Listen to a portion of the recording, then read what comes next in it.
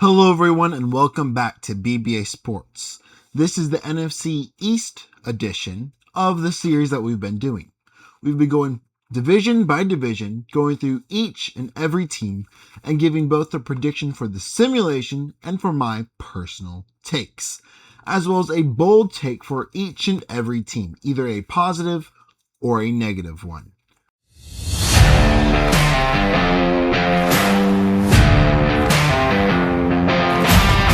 So, here's the quick overview. If you haven't been here for the past episodes, I definitely encourage you to go down to the link below, as it has the playlist for all of the episodes that I have been doing. We've been doing all NFC divisions on Tuesday and all AFC divisions on Fridays. So here is the overview.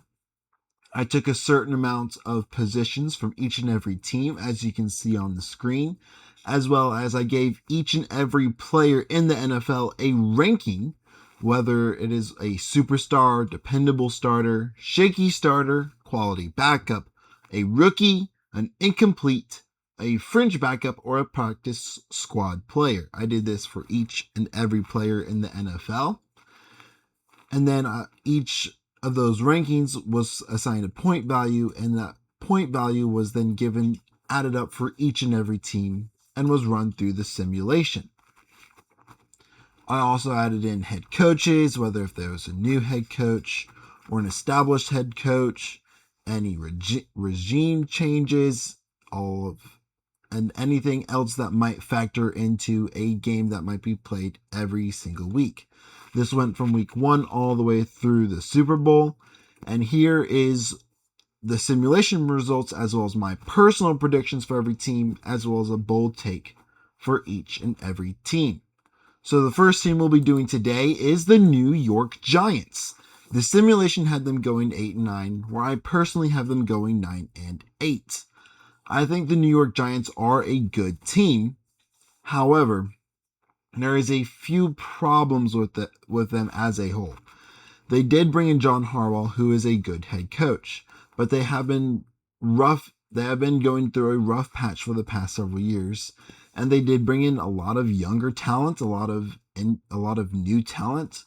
But I think it is going to take them a little bit to get all under wraps together, and they have Malik Neighbors coming off of injury. They have Cam Scadaboo coming off of injury. They have Jackson Dart coming into his sophomore season, and that goes into the bold take. Jackson Dart will have a down season this year, but that will be because of the new system, the new players, and by the end of the year, he will look like his 2025 self. They're going through a new regime change, both head coach and offensive coordinator. They're going through some new additions all over the offense and defensive side of the football. So it is going to be a down year, I think, for the New York Giants. But going forward, they have the building blocks set in place to be one of the best teams, not only in the NFC East, but in the NFC. We will now go into our next team, and that is the Washington Commanders. The simulation has them going 2-15, where I personally have them going 7-10. The Washington Commanders are in a very interesting situation, in my opinion. The simulation has very down on them, where I am a kind of mid on them. Jaden Daniels is coming off of a season-ending injury. They have a lot of older players. They do have some interesting pieces around, but most of their roster, they are one of the oldest rosters in the NFL. And that is not ever really a good thing to have, because you want to have a younger roster, as when you have a younger roster, you have more upside and more talent ready available, versus you might have some older players that are proven talent, but they aren't going to be anything necessarily other than what has already been proven. If you have a whole roster of old talent, of old players that are really, really good, you're going to be in the running for a Super Bowl every year till those players retire, or it gets too expensive to keep all of them. Or if you're in the Commander situation, you have older players who haven't necessarily proven or haven't been good in a while. So you're going to have a hit and miss kind of season until they're able to get younger. This kind of goes into the bold take.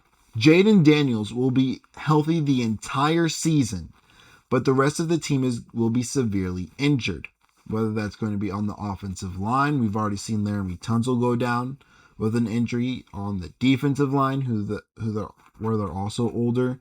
They're old all across their entire roster. Their receivers, their top two receivers, and Stephon Diggs and Terry McLaurin are both at that range where it's, I don't know, they're at that range where they at any point they could fall off from being a good wide receiver to a bad wide receiver. So that's where I think the Washington Commanders are. I think if they had a few younger players, a few more established younger players, I think they would go from a 7-10 to maybe a 10-7 or 11-6 kind of team. But I think that's where the Commanders are at this point in their cycle. That goes to the Dallas Cowboys. The simulation has them going 11-6, where I personally have them going 10-7. The Cowboys are definitely a in it to win it kind of season. They brought in a lot of talent because their defense was kind of down last season, where their offense had a really good season, even though they did lose a few of their other players in the offseason this past season. But I think they are a point where it's going to be very, very close. But I don't think what they have done is going to be enough to push them over the edge. And that leads into the bold take. They will start off very well, but after the bye week, they will lose all their games and because of that will have them miss the playoffs. They have 4 games after their bye week, and I believe that they're going to lose all 4 of those games just because it's going to be later in the year. There's kind of this thing around the Dallas Cowboys of they don't really play well when it matters most, necessarily. I think the Dallas Cowboys are a very good and interesting team, but I don't think they have what it takes to be a playoff team. I think they are a fringe playoff team, but not a playoff team. That leads into the last team, and that is the Philadelphia Eagles. The simulation has them going 13-4, where I personally have them going 11-6. With the Philadelphia Eagles, it's hard for me to root or vote against the Philadelphia Eagles. They've been good year in, year out.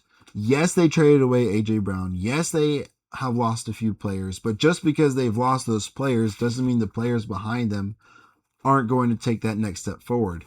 You already kind of were seeing the aging out of A.J. Brown with Devontae Smith passing him for the first time in his career in yards and receptions. And not only that, but you saw them draft Mekhi Lemon in the first round. And they did lose Jalen Phillips in free agency, but he was a trade deadline trade that they added at the end of this, that they added at the trade deadline. And they've also extended several of their players. So I think the Philadelphia Eagles are set to have a really good season. But with that, I don't think Jalen Hurts will be the full-time starting quarterback. And this is the bold take. Jalen Hurts will be benched for Cole Payton at some point during the season.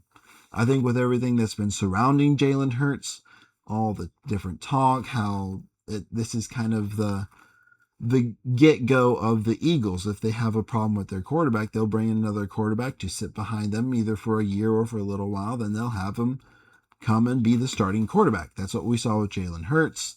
That's what the thing has been for several years. I think the Philadelphia Eagles are set to go from one quarterback to another, because I really liked Cole Payton coming out. As I said in my top 10 quarterback draft class video for 2026, I really liked Cole Payton, but I think he needed a little bit more time because he was coming from a smaller school. And I think that is a perfect situation going into the Philadelphia Eagles, who are set pretty much with their entire roster. And yes, Jalen Hurts is not necessarily a quarterback you want a young quarterback learning from necessarily, but I think Cole Payton will be a good starting quarterback for the Philadelphia Eagles. So this is the total breakdown. The final rankings. The simulation rankings is the Philadelphia Eagles at 13-4, the Dallas Cowboys at 11-6, the New York Giants at 8-9, and the Washington Commanders at 2-15.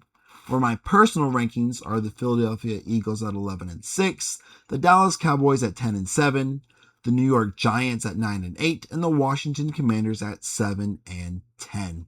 So this was the NFC East Division. Please come back Friday for the AFC West, because we just have the West left until the start of the season. I am really, really excited for what this season holds for the entire NFL. Thank you for watching and hope you enjoyed the video.